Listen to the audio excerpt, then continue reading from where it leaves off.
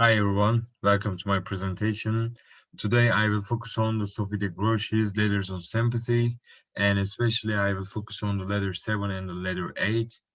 And my question that I responsible to present that how can legal reform help reduce crime? My thesis is legal reform reduces crime by laws play an important role in reducing crimes by deterring crimes. Instead of deterring crime, criminal actions that go unpunished cause the crime to increase. And I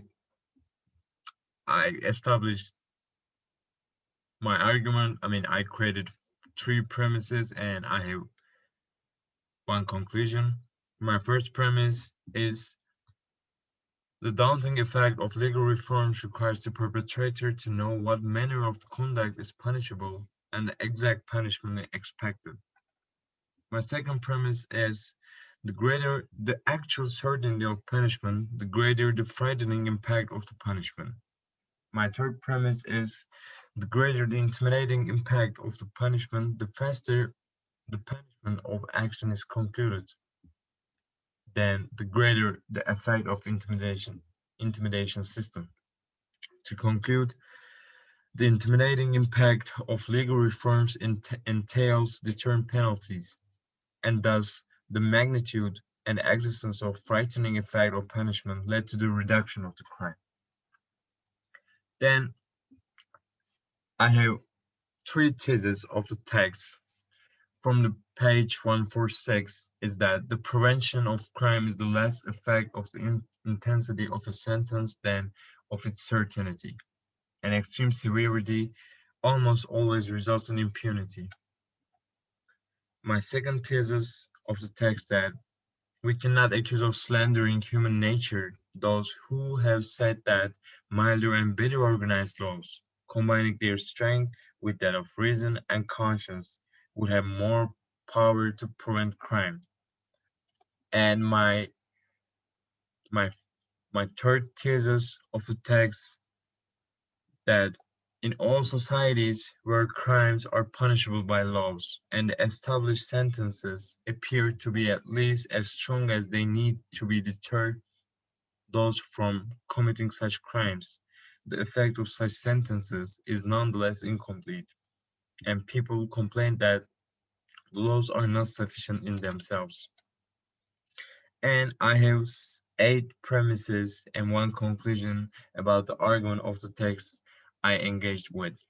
And my first premise is the desire for money or for something that can be bought may lead to injustice.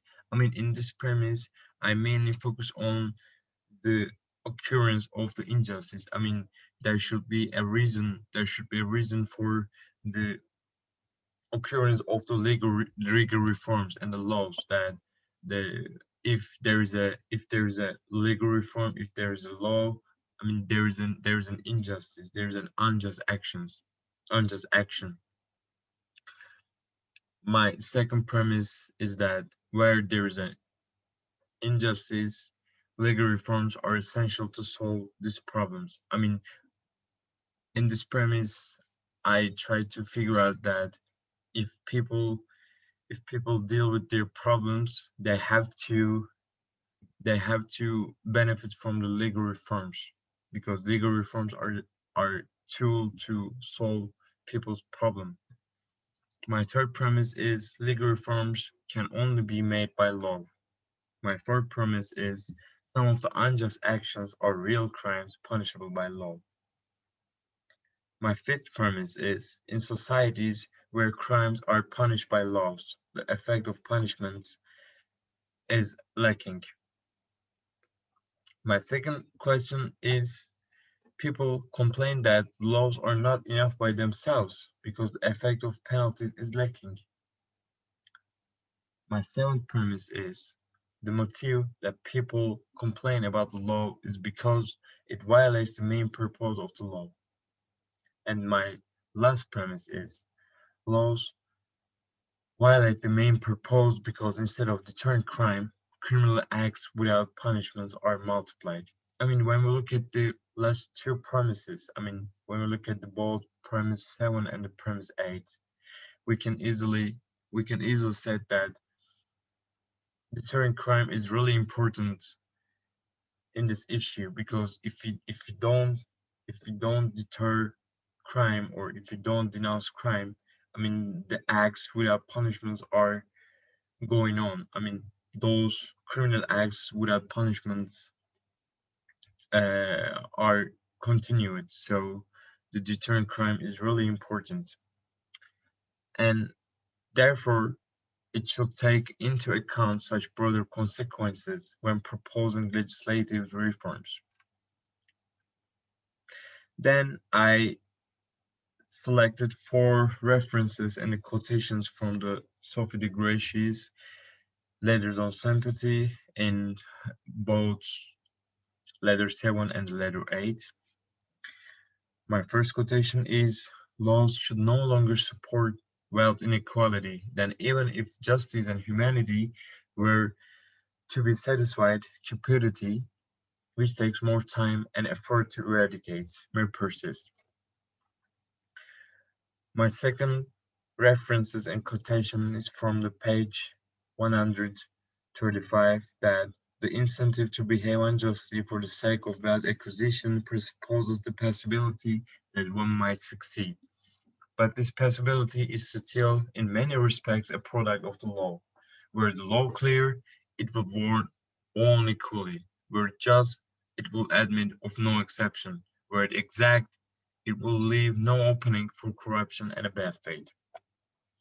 My third reference and the quotation is from the letter A, that the criminal laws, through their severity, and civil laws, because they favor inequality, are therefore the cause of impunity for lesser crimes, and they can also be considered the cause of greater crimes, since it's the impunity of the former that inspires the confidence needed to commit the latter. And my last quotation is associated with the social institutions. I mean, especially I selected the social institutions passage, because social institutions are really important, because social institutions played a key role in violating the law of nature, actually. And when we look at this sentence, that social institutions are still rather far from having achieved the degree of utility one could draw from criminal law. But for this to be the case, people must be able to see those in charge of the execution of the law, arresting the guilty and condemning them, not as the masters of the law, but only as its defenders and its friends.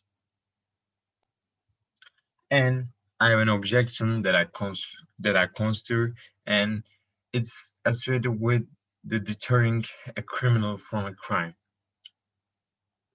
Here, I argued that denouncing a criminal from crime is not a permanent solution.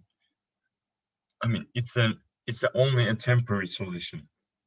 Actually, there are differences between crime to crime, but discouraging people who commit major crimes such as harassment, rape, or terrorism doesn't guarantee that they will not commit these crimes again in the future.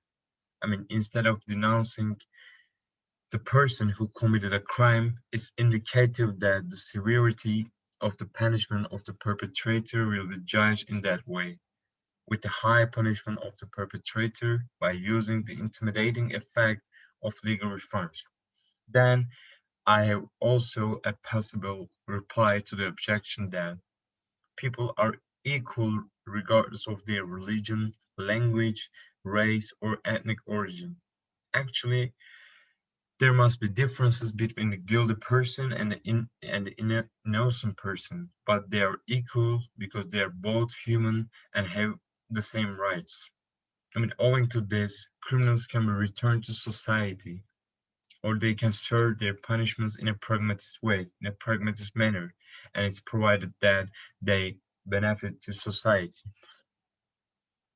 Then I have I have an example to support the objection that is related to my first objection that I consider, is associated with denouncing a criminal from a crime. Unfortunately, the proportion of female murder victims is going extremely high and almost killing a woman on average each day in Turkey.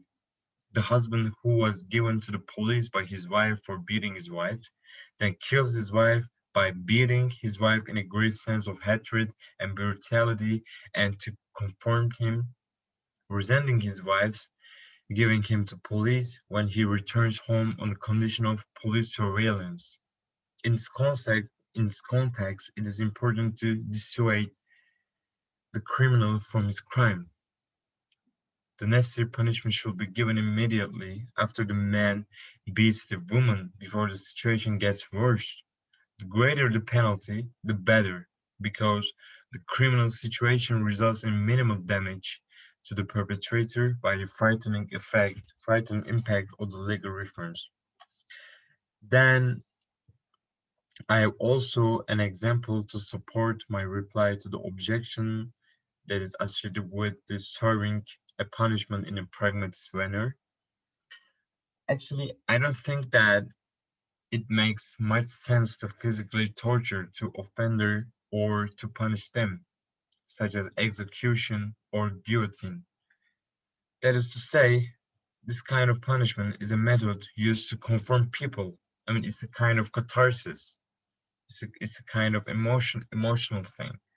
On the other hand, I think that the mental punishment is much more useful. So the criminal regrets the mental punishment he suffers every day and clings to life with the pain he has to suffer every day, and is provided that it benefits society. Thank you very much for your patience. See you.